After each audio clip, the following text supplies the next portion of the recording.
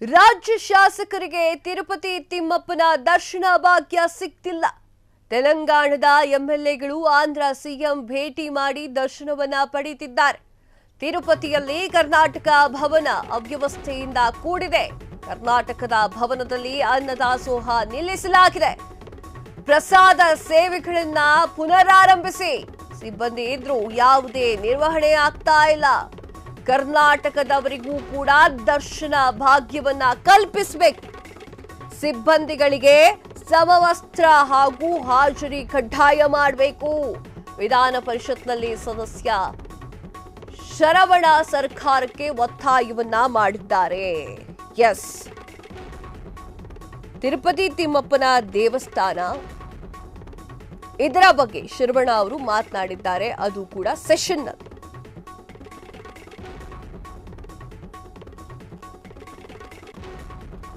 ಹೌದು, ರಾಜ್ಯ ಶಾಸಕರಿಗೆ ತಿರುಪತಿ ತಿಮ್ಮಪ್ಪ ದೇವರ ದರ್ಶನ ಸಿಗ್ತಾ ಇಲ್ವಾ? ಹಾಗಾದ್ರೆ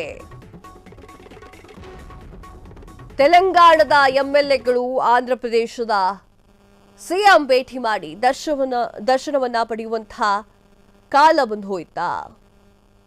ತಿರುಪತಿಯಲ್ಲಿ ಕರ್ನಾಟಕ ಭವನ ಇದೆ, ಅದು ಅವ್ಯವಸ್ಥೆಯಿಂದ ಕೂಡಿದೆ. ಕರ್ನಾಟಕ ಭವನದಲ್ಲಿ ಅನ್ನದಾಸೋಹ ಕೂಡ ನಿಲ್ಲಿಸಲಾಗಿದೆ. ಇದರ ಬಗ್ಗೆ ಶರವಣ ಅವರು ಮಾತನಾಡಿದ್ದಾರೆ. ಸಿಬ್ಬಂದಿ ಇದ್ರೂ ಕೂಡ ಯಾವುದೇ ಪ್ರಯೋಜನ ಆಗ್ತಾ ಇಲ್ಲ, ಸರಿಯಾಗಿ ಬರ್ತಾ ಇಲ್ಲ. ಕರ್ನಾಟಕದವರಿಗೆ ಅಲ್ಲಿ ತೊಂದರೆ ಆಗ್ತಾ ಇದೆ. ಪ್ರಸಾದ ಸೇವೆಯನ್ನ ಪುನರ್ ಆರಂಭ ಮಾಡಬೇಕು.